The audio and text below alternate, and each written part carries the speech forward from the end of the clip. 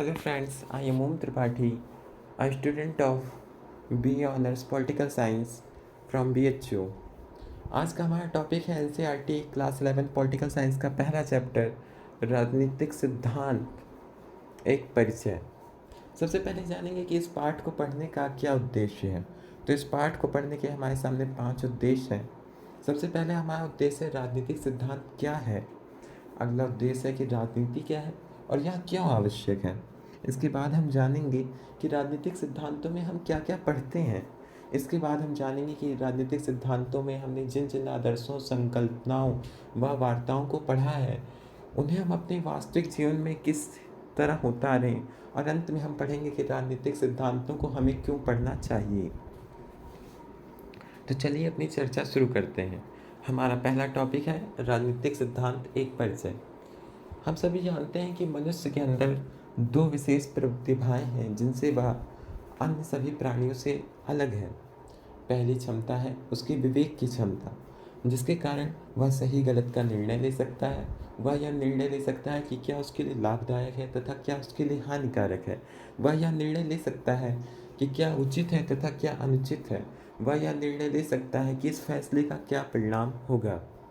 इसके अलावा उसके पास अभिव्यक्ति की स्वतंत्रता भी है, जिससे वह अपने उन विचारों को, जिसको उसने विवेक के द्वारा सोचा है, व्यक्त कर सकता है। वह सामने वालों की विचारों को जान सकता है, वह चर्चाएं कर सकता है, वह तर्क वितर्क कर सकता है। राजनीतिक सिद्धांत का जन्म इन्हीं तो जुड़वा पहलुओं से होता है। इसका निर्माण सामाजिक जीवन से जुड़े प्रश्नों पर जब हम अपनी राय रखते हैं, जैसे कि एक समाज को कैसे संगठित होना चाहिए, हम समाज के रूप में संगठित क्यों हों, एक सरकार की क्या आवश्यकता है, सरकार किस प्रकार से काम करे, जब हम ऐसे प्रश्नों का जवाब ढूंढते हैं जिनके उत्तर देने में हम अपने इन्हीं दो जुड़वा पहलुओं, पहला विवेक और दूसरा अभिव्यक्ति की क्षमता का इस्तेमाल करते हैं, तब जन्म होता है राजनीतिक सिद्धांतों का। वास्तव में राजनीतिक सिद्धांत अन्य कुछ नहीं है बल्कि इन्हीं प्रश्नों के उत्तर हैं। राजनीतिक सिद्धांत अन्य कुछ नहीं बल्कि हमारी सार्वजनिक जीवन की गतिविधियों के उत्तर हैं। जब हम पूछते हैं कि हम समाज के रूप में क्यों एकत्रित हों, जब हम पूछते हैं कि सरकार की आवश्यकता क्या है, जब हम पूछते हैं सरकार का कौन सा स्वरूप सबसे बेहतर है, जब हम पूछते हैं हमारे अधिकार क्या है, जब हम पूछते हैं हमारे कर्तव्य क्या है, तब निर्माण होता है राजनीतिक सिद्धांत का। राजनीतिक सिद्धांत उन तमाम विचारों को सुव्यवस्थित रूप से प्रस्तुत करता है जिनसे हमारे आधुनिक समाज ने आकार प्राप्त किया है, या दूसरे शब्दों में जिनसे हमारे आधुनिक समाज का निर्माण हुआ है। इसमें स्वतंत्रता, समानता, न्याय, बंधुता जैसी संकल्पनाएं भी शामिल हैं। मुख्य रूप से यह मनुष्य के सार्वजनिक जीवन व सार्वजनिक गतिविधियों पर अपना ध्यान केंद्रित करती है। अब अगला सवाल है, अगला टॉपिक है राजनीति क्या है। हम अपने समाज में राजनीति के बारे में लोगों के विविध दृष्टिकोण देखते हैं। वास्तव में जो जनता में सामान्य रूप से अवधारणा है वह यह है कि राजनीति अपनी आवश्यकताओं को, अपने सपनों को पूरा करने का एक षड्यंत्र है जिसके अंदर हर तरह का दांवपेच शामिल है। पर क्या सच में राजनीति का यही अर्थ है? राजनीति का एक दूसरा अर्थ हमारे सामने तब निकल कर आता है जब हम देखते हैं कि राजनेता राजनीति को जनसेवा कह रहे हैं। तो इन दोनों में से कौन सा पहलू सच है? क्या राजनीति एक इतनी बुरी गतिविधि है जिसे हमेशा के लिए त्याग देना चाहिए, जैसे हमारे सिनेमा के कलाकार कहते हैं कि वो राजनीति से दूर हैं, या फिर राजनीति एक इतनी अच्छी गतिविधि है कि हमें इसे पूरे तन मन धन से अपना लेना चाहिए? इन्हीं सवालों का जवाब देते वक्त एक बार महात्मा गांधी ने कहा था कि राजनीति ने हमें सांप की तरह जकड़ रखा है, हम राजनीति के बगैर जिंदा नहीं रह सकते। यही बात एक समाज के बारे में भी लागू होती है। एक समाज कभी भी राजनीति के बिना अस्तित्व में नहीं आ सकता है। किसी भी सार्वजनिक संगठन का जो अस्तित्व है वह दो चीज़ों पर निर्भर करता है। पहला, राजनीतिक संस्थाएं, दूसरा सार्वजनिक निर्णय। यदि राजनीतिक संस्थाएं ना हो तो लोगों के विविध हित समूह नहीं बनेंगे, लोग अपनी आवाज़ को रख नहीं सकेंगे, जिसका परिणाम होगा विद्रोह और अंत में समाज नष्ट हो जाएगा। इसी प्रकार से यदि सार्वजनिक निर्णय ना हो सके तो इस बात का फैसला कौन लेगा कि समाज में विविध संसाधनों का बंटवारा कैसे हो। इस बात का निर्णय कौन लेगा कि लोगों के अधिकार क्या हैं, लोगों की सुरक्षा क्या है, लोगों के दायित्व क्या हैं, लोगों के बंधन क्या हैं, लोग कहाँ तक आज़ाद हैं और कहाँ तक नहीं, हमारी सीमा क्या है, हमें किस हिसाब से कार्य करने चाहिए, किसको पुरस्कृत करना चाहिए और किसको दंडित करना चाहिए। इन्हीं सब प्रश्नों का उत्तर देने के लिए सार्वजनिक निर्णय अस्तित्व में आता है, और सार्वजनिक निर्णय को करने के लिए किसी एक एजेंसी की आवश्यकता होती है, जिसे हम कहते हैं सरकार। इस पूरी वार्ता से हम एक निष्कर्ष निकाल सकते हैं कि राजनीति का संबंध सरकार से और उसके कार्यकलापों से है। पर क्या राजनीति का संबंध केवल सरकार के कार्यकलापों तक ही सीमित है? तो इसका उत्तर है नहीं। राजनीति का संबंध साथ में जनता की प्रतिक्रिया से भी है कि जनता कैसे सरकार के उन निर्णयों के प्रति अपनी प्रतिक्रिया व्यक्त करती है। कई बार हम सरकारी निर्णयों से निराश हो जाते हैं और उसके विरुद्ध आंदोलन छेड़ देते हैं। हमने अपने सार्वजनिक जीवन में कई बार चक्का जाम देखा है, कई बार महीनों तक चलने वाली हड़तालें देखी हैं, कई बार हमें सार्वजनिक निर्णय प्रसन्न कर देते हैं, कई बार लोग सरकारी निर्णयों का स्वागत करने के लिए जुलूस निकालते हैं। इस हिसाब से हम देख सकते हैं कि जनता भी अपनी प्रतिक्रिया द्वारा सरकार पर विविध प्रकार के दबाव डालती है। इस हिसाब से हम कह सकते हैं कि राजनीति वास्तव में न केवल सरकार के कार्यकलापों तक सीमित है, बल्कि वह सार्वजनिक जीवन के हर इस क्षेत्र को छूता है जो कहीं न कहीं सार्वजनिक निर्णय को प्रभावित करता है। अंत में हम निष्कर्ष के रूप में यह कह सकते हैं कि राजनीति का जन्म ही इस प्रश्न से हुआ है कि हमारे समाज के लिए क्या अच्छा है, क्या वांछित है, क्या उचित है। इसमें कई वार्ताएं शामिल हैं। इसका एक तथ्य सरकार के फैसलों से जुड़ा हुआ है, जबकि दूसरे स्तर पे जनता के संघर्ष है। अब हम इसके बाद देखते हैं कि राजनीतिक सिद्धांत में हम क्या पढ़ते हैं।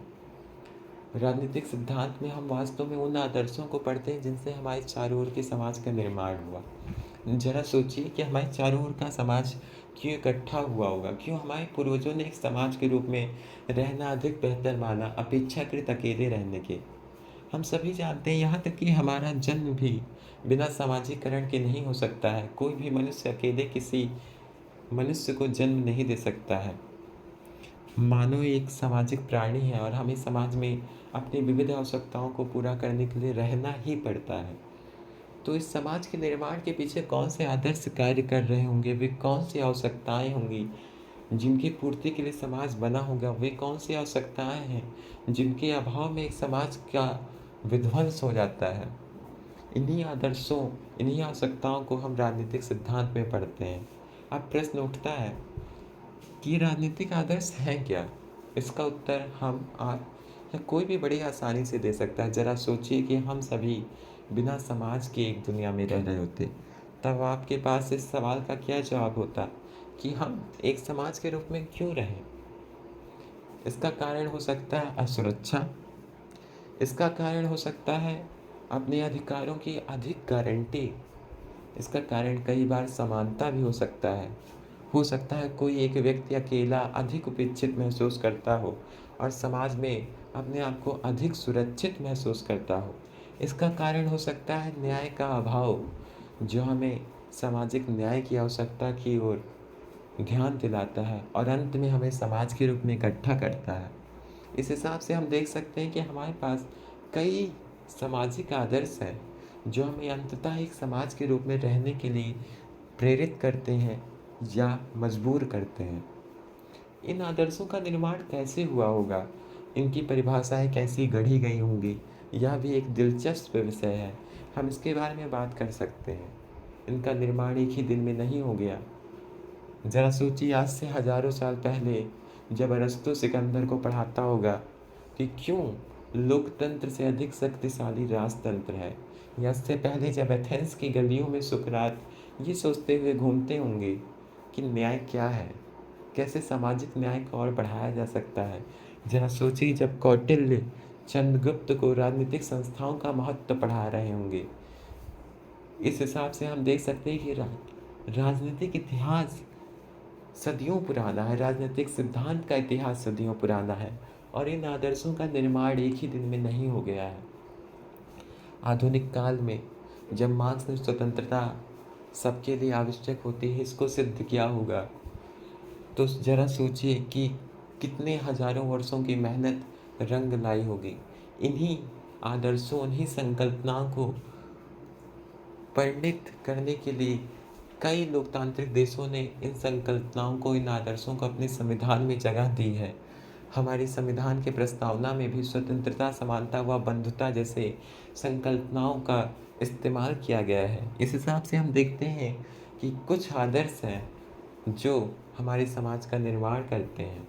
हम राजनीतिक सिद्धांत में इन्हीं आदर्शों के बारे में पढ़ते हैं। हम राजनीतिक सिद्धांत में इन्हीं आदर्शों पर बनाई गई नीतियों के बारे में पढ़ते हैं। हम ये पढ़ते हैं कि जो इन्हीं आदर्शों के समर्थन में नीतियाँ बनाई गई वो कितनी प्रभावी हुई, वो जन सामान्य तक पहुँच पा रही हैं कि नहीं। आप अपने दैनिक जीवन में रोज़ सरकारी सर्वे देखते होंगे जो ये देखते हैं कि पेयजल की उपलब्धता कितनी है। आप ऐसे कई सर्वेस देख सकते हैं जिसमें गरीब बच्चों की शिक्षा की गुणवत्ता जांची जाती है। ये सभी सर्वे राजनीतिक सिद्धांत से जुड़े हुए हैं जो इस बात को जांचने का प्रयत्न कर रहे हैं कि हमारे राजनीतिक आदर्श वास्तव में कितनी हद तक सफल हुए। इन सब के बाद राजनीतिक सिद्धांत का एक और पहलू है, वह है लगातार सुधार करते जाना।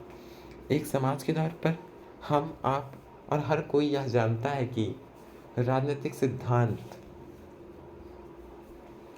अंततः सुधारों की बात करता है। कभी भी कोई समाज पूर्ण नहीं हो सकता है, हमेशा राजनीतिक आदर्शों को नए आयाम मिलते जाते हैं। इसका उदाहरण हम देख सकते हैं निजता के अधिकार से। सबसे पहले जब संविधान बना तो हमें निजता का अधिकार दिया गया जिसके तहत हम अपनी गोपनीय जानकारियों को छुपा सकते थे, परंतु बाद में कई नए आयाम आए जिससे हमारी गोपनीय जानकारियों के चोरी होने की आशंका बढ़ गई, जिसके लिए नए कानूनों की आवश्यकता पड़ी, जैसे कि साइबर कानून। अभी जल्दी ही डेटा प्रिवेंशन बिल पास हुआ है, आप उसके बारे में भी जानते होंगे। इस हिसाब से हम देख सकते हैं कि राजनीतिक सिद्धांत में मुख्यतः 3 चीज़ें आती हैं। पहला आदर्शों का निर्माण, दूसरा आदर्शों को लागू करना, तीसरा आदर्शों में सुधार करना। और राजनीतिक सिद्धांत के अंतर्गत हम इन्हीं 3 विषयों को पढ़ते हैं। अब आते हैं हम अपने चौथे टॉपिक पे, राजनीतिक सिद्धांत को व्यवहार में उतारना। वास्तव में राजनीतिक सिद्धांत गणित या भौतिकी की तरह आदर्शों की एक परिभाषा लेकर नहीं चलता। जब हम स्वतंत्रता, समानता या बंधुता जैसी संकल्पनाओं से मिलते हैं तो हमें राजनीतिक सिद्धांत में इनकी कई परिभाषाएं मिलती हैं। अब सवाल उठता है कि कौन सी परिभाषा सबसे अधिक उपयुक्त है, कौन सी परिभाषा सबसे अधिक सही है, कौन सी परिभाषा को लागू करना चाहिए। दरअसल अलग अलग परिभाषाओं के पीछे का रहस्य ये है कि ये परिभाषाएं अलग अलग परिस्थितियों को ध्यान में रखते हुए दी गई हैं। जैसे कि हम इस चीज़ को समझने के लिए कि राजनीतिक सिद्धांतों को जीवन में कैसे उतारा जाता है, इसके लिए हम एक उदाहरण लेते हैं, समानता का उदाहरण। ये मान के चलिए कि आप किसी डॉक्टर के यहाँ दवाई लेने लाइन में लगे हुए हैं। तभी वहाँ कोई आता है जो लाइन को तोड़ के चला जाता है। उस वक्त क्या आप उपेक्षित महसूस नहीं करते? उस वक्त आप महसूस करते हैं कि सभी को एक ही नियम कायदे में होना चाहिए। तब आप इस प्रकार की समानता की बात करते हैं। परंतु जब कोई विकलांग विशेष सुविधाएं पाता है तथा लाइन में नहीं लगता है, तब आपको अन्याय नहीं महसूस होता। उस वक्त आप समानता की इस धारणा से परिचित होते हैं कि विशेष लोगों के साथ विशेष बर्ताव। यही अरस्तू ने भी कहा था कि समानता का अर्थ है समान लोगों के साथ समान बर्ताव, जिसमें यह बात निहित है कि विशेष लोगों के साथ विशेष बर्ताव। इसके अलावा यदि आप ज़रा और संवेदनशील होइए तो आपका ध्यान उन गरीब बच्चों की ओर जाएगा जो दवाई नहीं खरीद सकते, लेकिन बीमार तो वो भी होते हैं। एक समाज के रूप में हमारा क्या दायित्व है? ऐसे बच्चों को निःशुल्क दवाएं उपलब्ध कराना। तब आपके मन में समानता की एक नई अवधारणा जन्म लेती है, जिसे हम आरक्षण के नाम से भी जान सकते हैं, कि वंचितों को विशेष संसाधन उपलब्ध कराना जिससे वे अपनी सामान्य आवश्यकताओं की पूर्ति कर सकें। इसी तरह हम देख सकते हैं कि राजनीतिक सिद्धांत को व्यवहार में उतारते वक्त हमें विविध परिस्थितियों का ध्यान रखना चाहिए। इसके बाद हमारा अगला टॉपिक आता है कि हमें राजनीतिक सिद्धांतों को क्यों पढ़ना चाहिए। तो हमें राजनीतिक सिद्धांतों को निम्न कारणों से पढ़ना चाहिए। पहला है भविष्य के व्यवसाय हेतु। हो सकता हो आप आगे चलकर एक पेशेवर जीवन में राजनीतिक सिद्धांतों का प्रयोग करें। हो सकता हो आप सिविल सर्विसेज की तैयारी कर रहे हो सकता हो आप वकील बनना चाह रहे हो। ऐसे पेशों में आप सभी को पता है कि राजनीतिक सिद्धांतों के ज्ञान की बड़ी आवश्यकता होती है। इसके अलावा हम आप सभी नागरिक हैं और हमें एक आदर्श नागरिक बनने का प्रयास करना चाहिए जिससे हमारे देश का विकास हो सके। परंतु एक आदर्श नागरिक का शिक्षित होना परम आवश्यक है। इसीलिए हमें इस बात का ध्यान रखना चाहिए कि हम जितना अधिक हो सके राजनीतिक सिद्धांतों के बारे में शिक्षा ग्रहण कर सकें। इसके अलावा हो सकता हो कि आगे हमारे ऊपर अनेक तरह के अन्याय आ सकते हैं, अनेक तरह के संकट आ सकते हैं। ऐसी परिस्थितियों में हमारा प्रयास होना चाहिए कि हम अपने अधिकारों के प्रति अधिक से अधिक सचेत हों। राजनीतिक सिद्धांतों का अध्ययन हमें समाज और अपने प्रति अधिक संवेदनशील और अधिक सचेत बनाता है। और अंत में हमें राजनीतिक सिद्धांतों के विद्यार्थी होने के कारण पढ़ना चाहिए जिससे हमारे ज्ञान का विकास हो, जिससे हम एक तर्कशील व्यक्तित्व वाले विद्यार्थी बन सकें और अपनी बातों को तथ्यों विचारों के साथ रखना जाने, जिससे हम एक अच्छी छवि समाज में डाल सकें। और आप सभी का इस वीडियो को देखने के लिए धन्यवाद। यदि इससे आप सभी की हल्की से भी मदद हुई हो तो कृपया इसे लाइक शेयर कीजिए और आगे आने वाली एनसीईआरटी की सीरीज़ को पढ़ने के लिए कृपया इस चैनल को सब्सक्राइब कीजिए। धन्यवाद। जय हिंद, जय भारत।